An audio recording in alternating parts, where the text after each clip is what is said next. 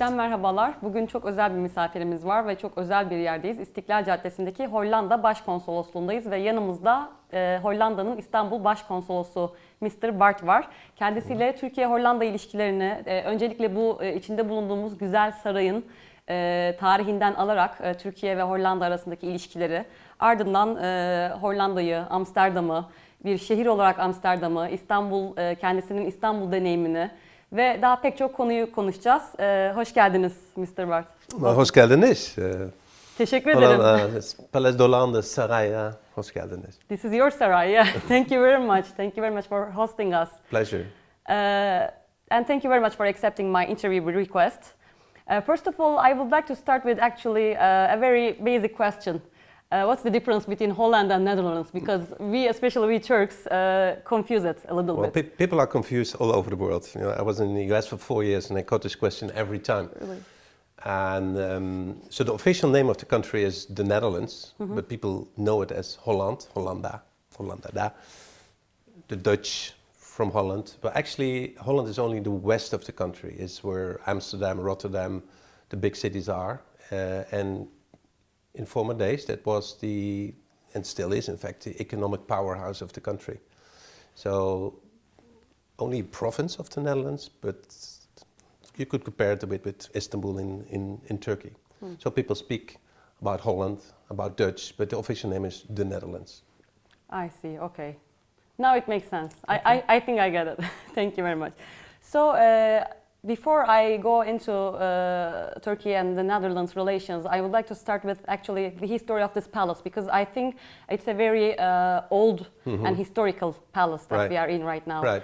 So it seems to be the symbol also of the relations, I think the early relations between Turkey and the Netherlands. Could you talk about a little bit about the history of this palace and the start of Turkey and the Netherlands relations, historical background? The palace where we're in now is a construction of 1855, but the basic construction is more than 400 years old. We even have a little chapel, 320 years old. So we are here in Istanbul for 407, almost 408 years. And it's historical ground for us because it's the oldest diplomatic representation that we have in the world. It's the first diplomatic connection that we started. And actually we were still fighting for our independence, our istiklal, against Spain, and we sought an alliance with the Ottoman Empire. So that's where it started. And ever since we were here, and we're good friends. Almost all the time we were good friends. And who was the first ambassador, or I mean the consul general? Cornelis Haga. Okay. He was the first. Who lived here first? He's the one who lived here first? Yeah, he started it. And I'm number 65. 65. In these 408 years. And how long have you been here? Almost 2 years. Almost 2 years. Yeah. Oh, great. And it's really a wonderful place to live and to work in the heart of Beyoğlu, Istiklal. It's a bit kalabalik from time to time, a bit noisy, but I like to live in the city. Amsterdam is my hometown, so I'm used to it. It's very pleasant.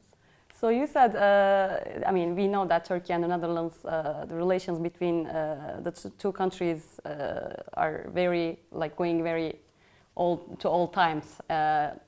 But speaking of the current relations, how do you assess the transformation of the relations from old times to current situation? How is the relations? How do you see the relations between the two countries? The current relations from your perspective? Well, the current relation is, I would say, good, normal, as it should be between partners and friends. You probably know that we had this interruption, these troubles in our bilateral relations for a year and a half, almost 2 years. Almost 2 years, started in 2017, March 2017.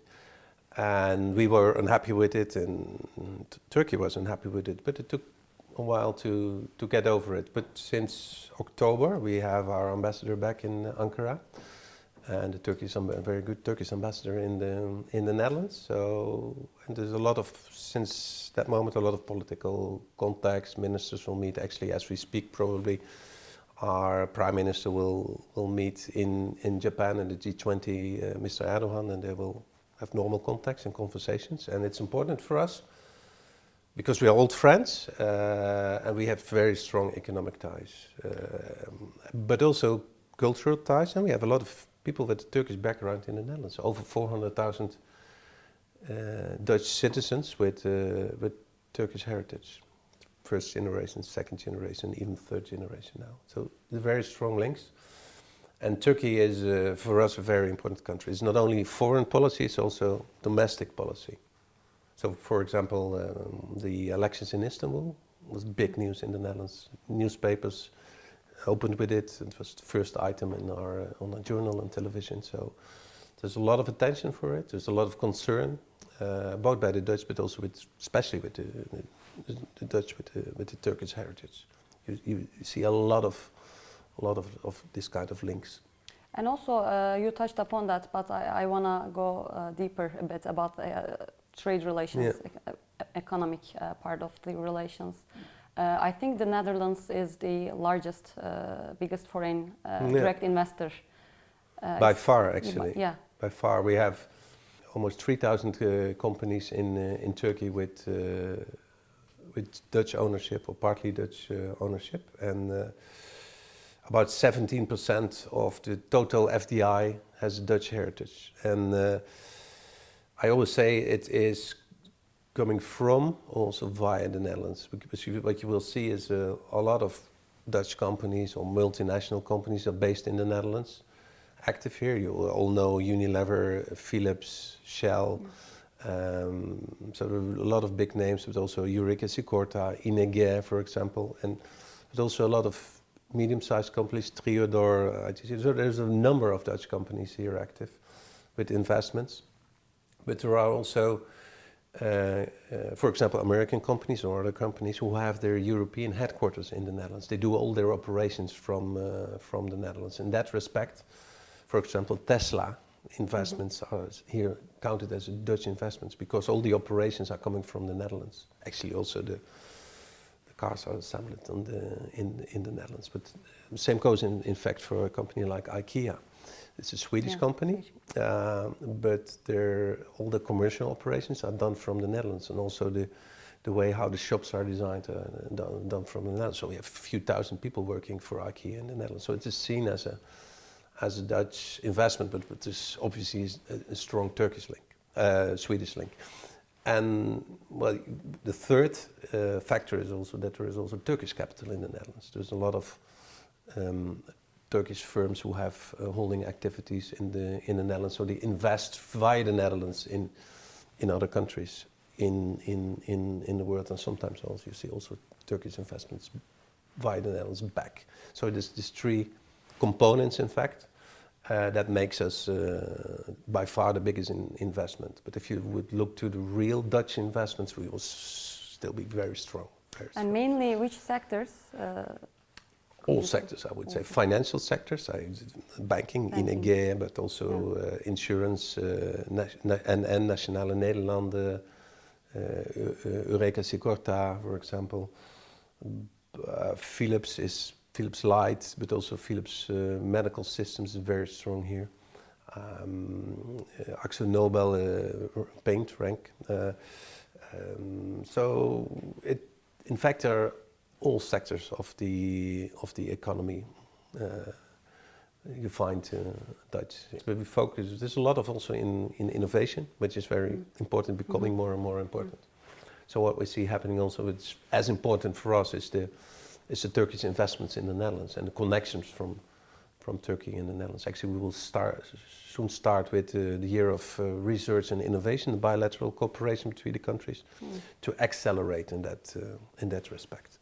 So cooperation between universities, but having also more activities from Turkish companies in the Netherlands linked with the clusters of innovation in the Netherlands. It's tremendous importance for us and for Turkey. What about the tourism, number of Dutch tourists? Well, traditionally there are a lot of Dutch tourists here, and it was a slowdown in tourism as well, but you see it picking up for the last 2 years. And luckily, not only in the coast, of course, is important, but you see also more and more Dutch tourists back in the cities, like in Istanbul.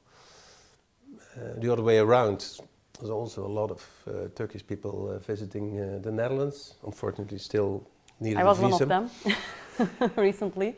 So last year we had about 55,000 visas that we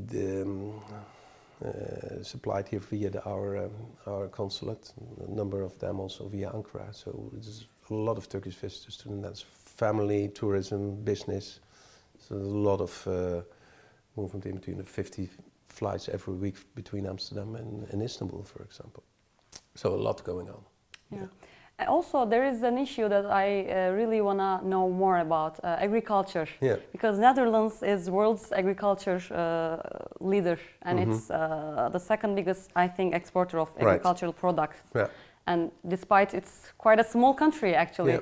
So my question is, basically, how did you make it? How did you achieve that? And what are your recommendations for Turkey, for example? Because we are not doing very well, honestly, in terms of agriculture.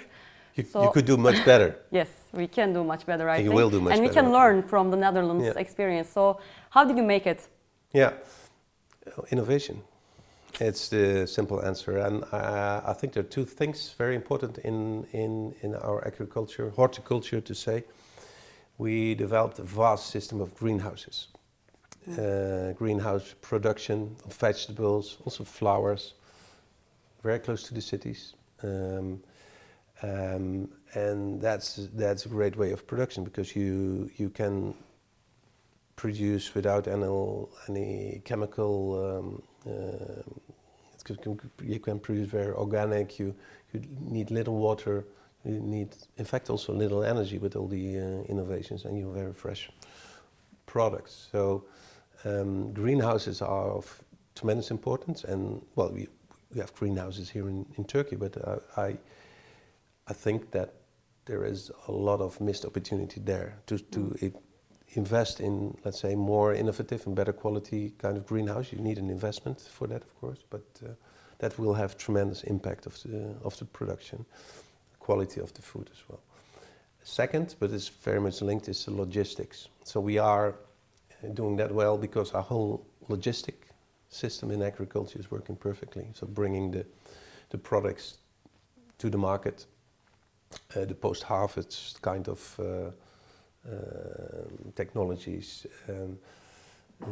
That makes all the difference, for example, also about flowers. You know, the fact that you can easily buy in very cheap flowers in the Netherlands is also mainly because of how logistics are working. So I think and I hope that we can step up in the cooperation in the field of agriculture and horticulture.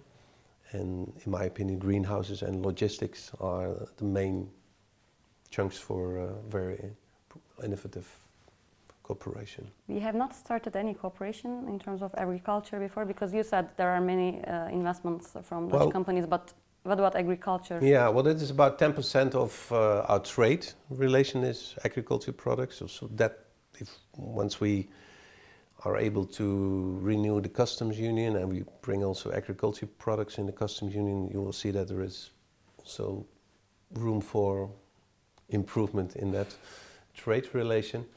There is some cooperation, for example, also in the Antalya region. There's traditional cooperation between Dutch horticultural producers and greenhouse technology, but it could be much bigger, I would say. We started also, the University of Wageningen is university number 1 in agriculture and in greening in the world. They start also now to cooperate with universities in the Izmir region.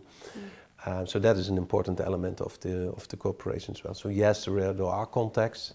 Also, because Turkey is a very important country if you think about seeds and basic materials of agricultural production. So that cooperation is already very strong. But in these two areas, I think there's a lot of room for improvement. Yeah. I think we have all together, we have a big challenge how to feed the planet in the next 10 to 20 years. You know, climate change is on its way.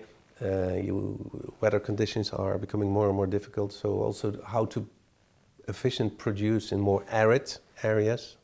I think Turkey can add a lot to that also with the global importance. Then what we say, the nexus water, food, and energy is of tremendous importance, and I think Turkey could lead the way also in regionally in stepping up on a sustainable way the production of food, and it will have huge impact for other countries in the region as well. So for me, the cooperation between the Netherlands and Turkey in this area, and also bringing together this technology, could have bigger impact than just for our two countries. That is also the ambition of the University of Wageningen, for example, setting up cooperations with other universities in the world. This is really a big challenge for us all together, how to feed the planet in the next 20, 30 years on a sustainable way. It's far too much water consumption in agriculture. There's still far too much use of chemical materials. We really have to be more careful about our natural resources. So for us, the next step in agriculture is also to making the agriculture circular, to bringing in the principles of circular economy in the agriculture, as we want to do in whole our economy. You probably know that the Netherlands is leading in this respect. The government, together with businesses, set out and NGOs and society set out very fast targets to be fully circular in 2050 and already in 2030 to reduce the input of new materials, new commodities in our economy with 50%. And so that's important for agriculture as well, but also for other areas of industry.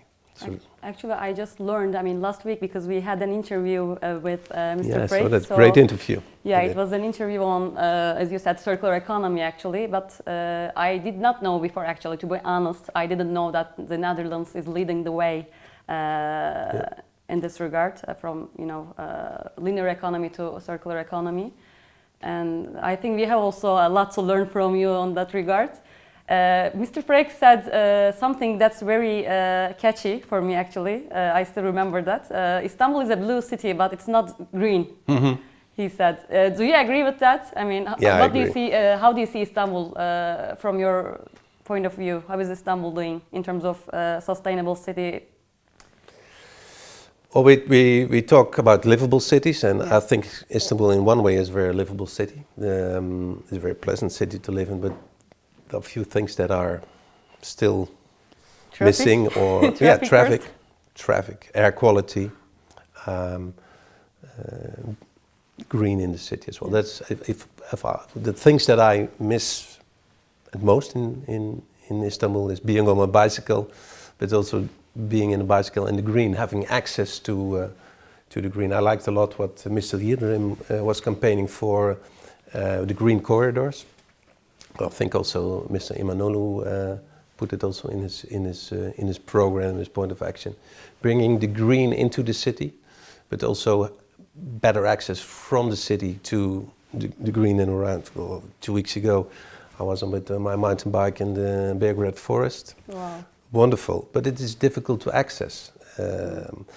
You have these beautiful valleys here. I think that needs also improvement for water management, but it is also with a perfect green corridors, greening them. But the city itself, traffic is an issue. TomTom, a Dutch company, showed us that during the last 5 years, the traffic congestion in Istanbul decreased with 5%. So decreased with 5%. So that's probably not a feeling that a lot of people have. Hard to believe that. Yeah, but if you compare it with other metropoles in the world, like Sao Paulo and many of Chinese cities, it's probably getting worse and worse every day.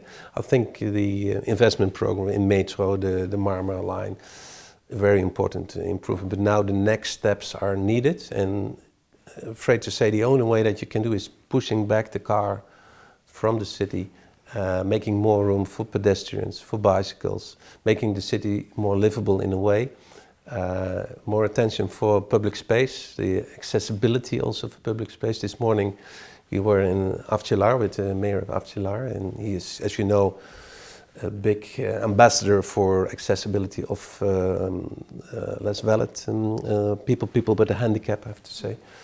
And I see every day that's still a big struggle in city for children, for elderly people, for handicapped people. So you have to, and we, in the Netherlands, I think we showed that it's possible. If you look back to Amsterdam in 20, 30 years ago, you would have seen the same picture as Istanbul now, with cars parked all over the place, a lot of congestion. But it's changed completely, and because of policy and leadership, sometimes tough measures, but that's something that the city has to do, and we were most happy to work with the city on smart and green mobility as a topic.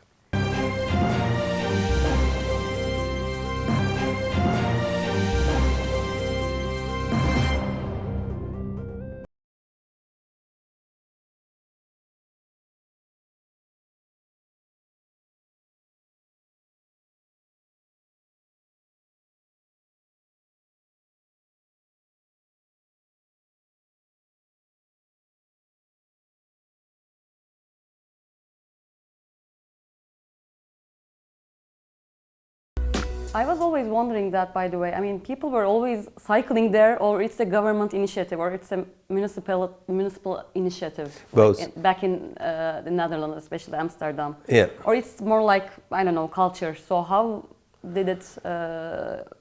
It's I would say both. If you look back in history, in the 20s and the 30s, you will see a lot of people on the bicycles in the Netherlands going to work every day. The same like other European cities.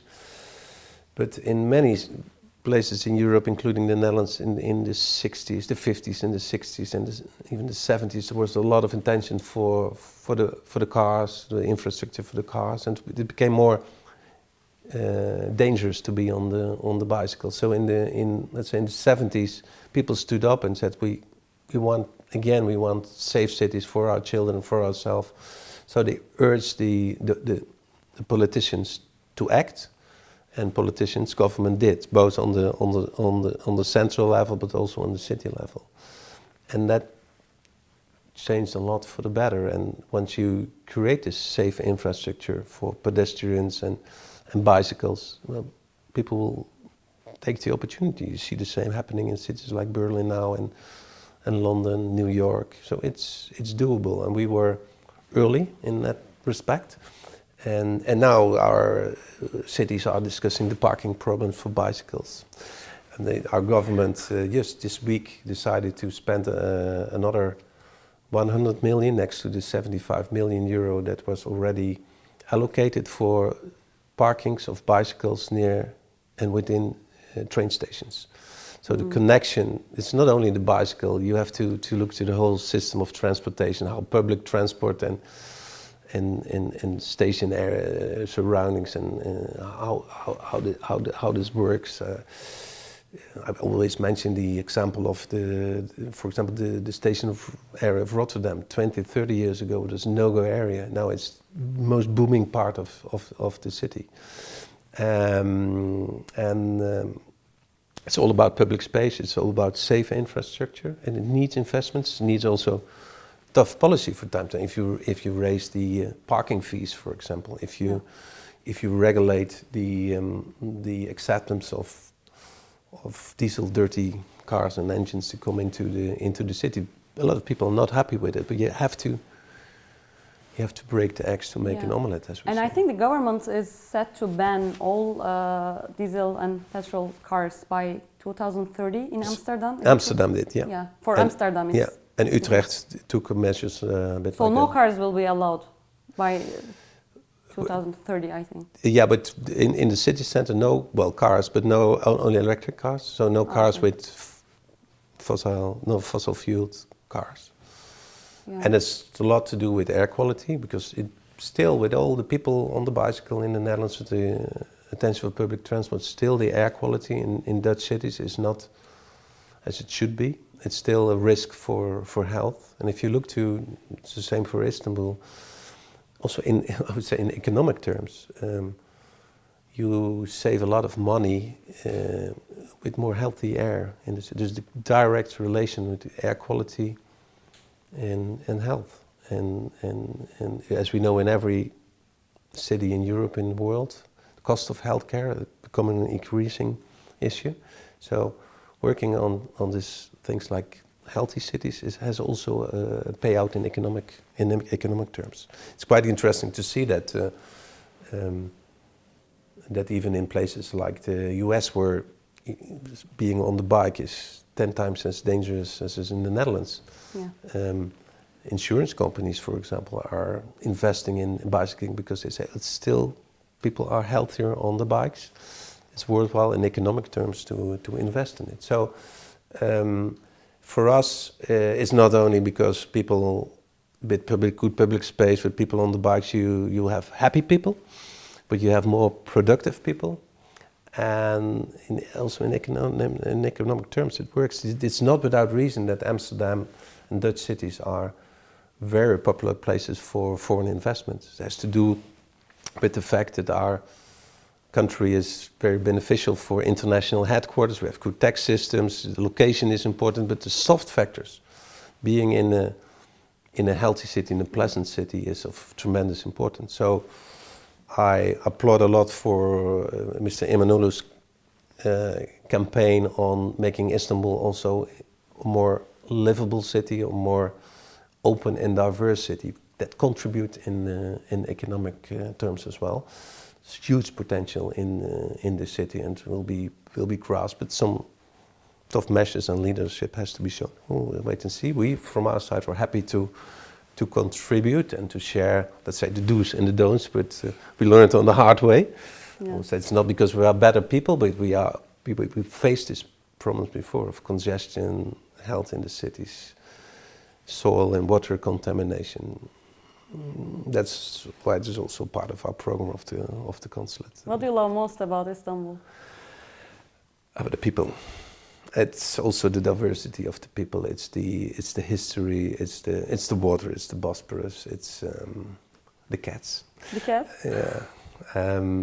But the you don't have much in Amsterdam, I think. I don't remember. Not that many. Not many. Not many, right? Yeah.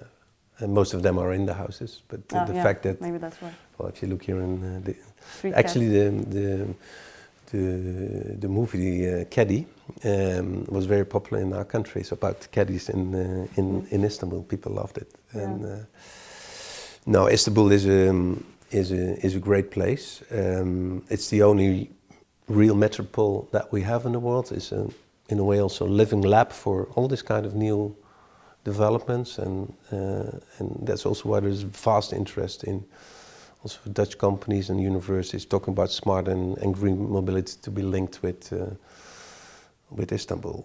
Yeah, no, there's this wonderful program, a European program, the KIK program on urban mobility in Istanbul and Amsterdam, and other cities are working together in that program.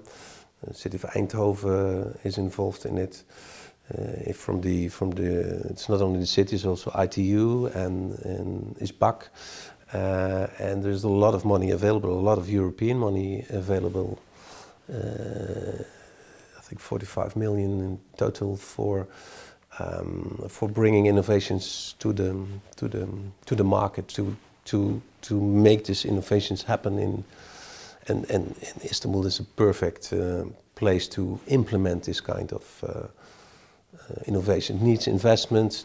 We're talking about, for example, e-mobility, the charging infrastructure, but also the infrastructure that you need for bicycles and pedestrians.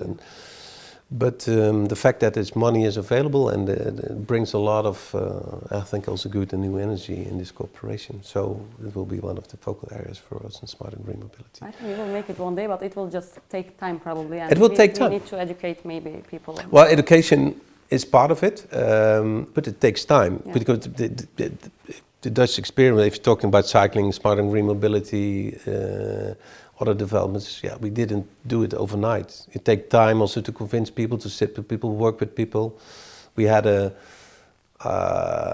during last year, I think 10 or 12 co-design workshops here in the consulate, sitting together with, for example, the city of Beyoğlu, the city of Sicily, and NGOs and people just to think and work together. How can you create this public spaces? How to create safe bike infrastructure? We learned that having retailers, having the economy, the industry involved in this kind of design and cooperation is of tremendous importance. So you have to do this together.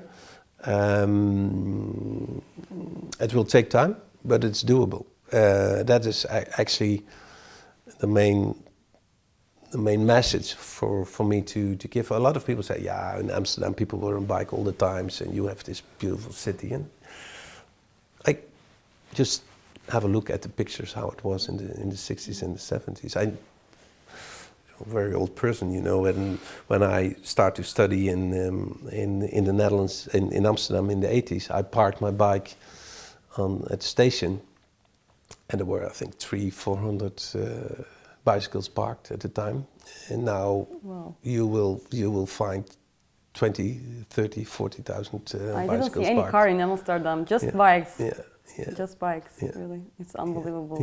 Yeah. It's quite interesting to see how it creates also issues now, and let's say the parking problems, but also how people on bicycle relate to pedestrians. Tourists on bikes are a special case as well. So you have also your own problems. Yeah. So we don't live in paradise, but I think and there's a lot of things to improve in our country as well. If you talk about climate change, renewable energy, we still have to pick up a lot. The circular economy transition is important for that as well. But it's doable. That's an important message, and working together. So it's not a government, it's not we, the government as such alone. It's often you see that industry and NGOs are taking over the lead. I think that is what Freek said as well. If you're talking about the circular economy, you see companies like Philips taking the lead with light as a service. You see a chemical industry like DSM making this changeover completely from fossil to bio-based chemicals, taking the lead. A company like Unilever, which is saving tens of millions every year because of the transition, saving costs in more circular business models. So the government has, of course, a huge role, but private companies... We don't do it alone, and there is a really push now from industry, big and small industry, from society to move forward. And the government obviously is needed also to adjust legislation, to also as for procurement, leading the way as a launching customer in a lot of this aspect. So our innovation policy is really based on what we call this golden triangle of governments, industries, and knowledge institute universities working together and making the next steps. It turned out a very good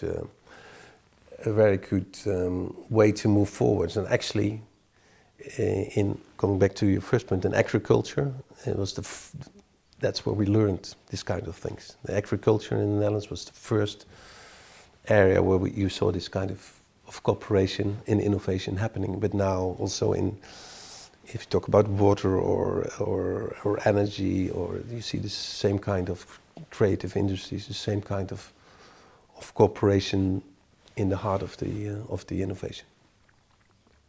Other than Istanbul, what's your favorite city in Turkey, I wonder? Have you traveled around Turkey? Yeah. Well, I like Çanakkale a lot. Çanakkale. Bozcaada, if you have been to, I don't know. Yeah. I've been there, yeah. It was really beautiful. But we not so long ago was in the city of Lüleburgaz, and I think it's also great to see how city government is dealing with this kind of things and really taking the lead. They are doing well with cycling as well. They're doing well with cycling and other things. So but I liked Izmir, of course, the Antalya region. So that's really nice to discover all these beautiful parts of Istanbul. I'm almost halfway my term of 4 years, but next 2 years I will explore even more of the country. You should go really to east part as well. I mean, Diyarbakir, Mardin. Mardin is a must place. You should definitely go and see. Yeah, I'm looking forward to take this train ride to... on a bike or on train? I was going to ask. Would you dare to go on a bike? I often take my bike with me, but to do these long distances on bicycles, I think it's not for me. It's not safe enough yet. Yeah, it is not. Yeah. No, it's just beautiful, and it's. I love to be here in Turkey. It was my wish to be posted in Istanbul, and I'm very happy with it every day, I would say. But I've seen your bike, I think, outside. The orange bike. Yeah, you haven't seen my mountain bike. That's there as well. So you have, how many bikes you have done? Two, three? Well, I've there are more bikes than people in the Netherlands. So my own bike. These two orange bikes, in fact, belongs to the consulate. We use them a lot for here on Taksim area. But if it's a bit more hilly, I go for my mountain bike, of course. Yeah, and I have two bikes in the Netherlands as well. So, what's your favorite food? What do you like most? The masses that I like a lot. I never tasted I'm forgetting fava before, and when I first came in Turkey, I said, "How come that I lived so long without ever tasting this great taste?" No, the messes are really, really enjoyed it every day. Yeah, like our Dutch Turkish singer Karsu sings all that. She has this beautiful song about tomatoes.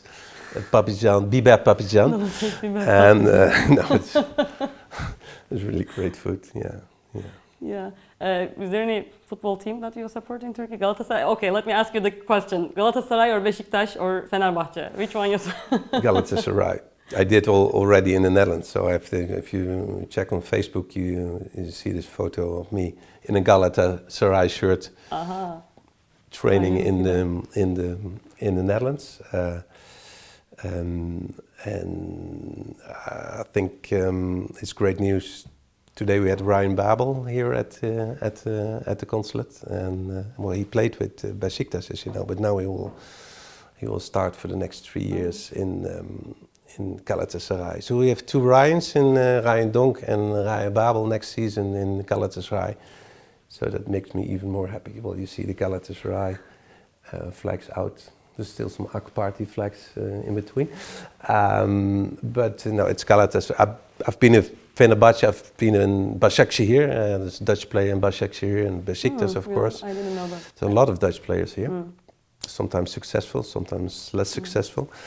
But most of them love to play here. The Galatasaray is my team. Yeah. Me too. Same here. So. Well, it has to be with Galatasaray Lycée so nearby, of course. There's no alternative. But again, you see a lot of Galatasaray supporters in the Netherlands. It was great to see when Galatasaray became champion again. Yeah. The celebrations were taking place in Rotterdam and The Hague. It's the Turkish Where community. did you celebrate it? I celebrated here on Istiklal. Good. How is your Turkish going, by the way? Biraz konuşabiliyor musunuz? Yeah, it's still çok zor.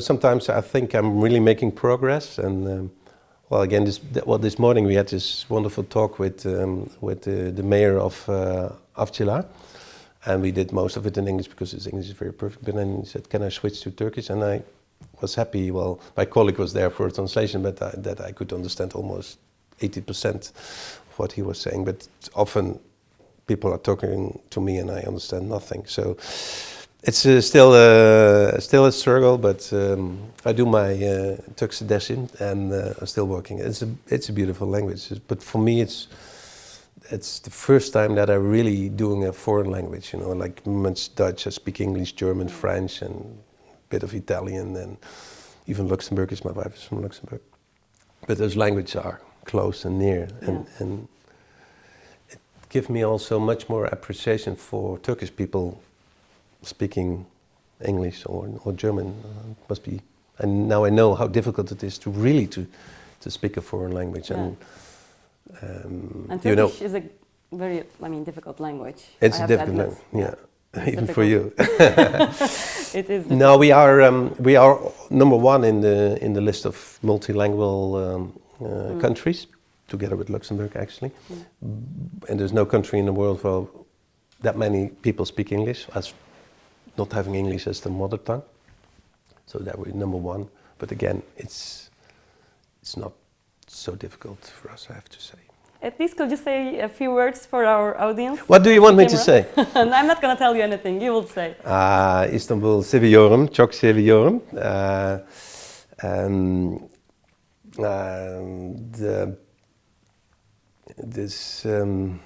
You have me to ask a question. I will answer it in En çok Turkish. neyi seviyorsunuz İstanbul'da? En çok hangi yemeği mesela? In İstanbul'da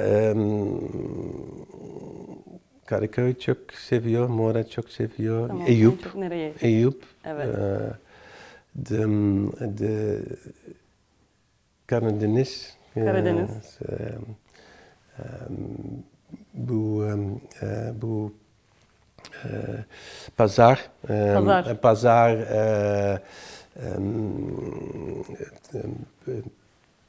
Kilios Sahil, çok güzel. gittim. Denize Playa girdiniz. gittim.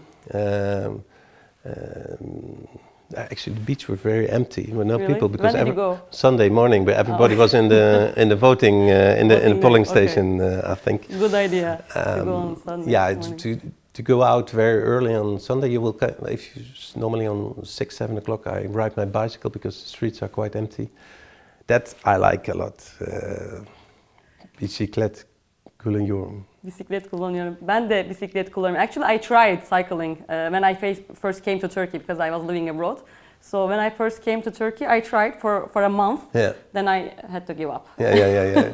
So where did you live before? Qatar and United States for a year, and Qatar for 6 years. Qatar will be difficult for cycling as well, I think. No way. Without car, you cannot survive there. Yeah. Çok teşekkür ederim. Teşekkürler.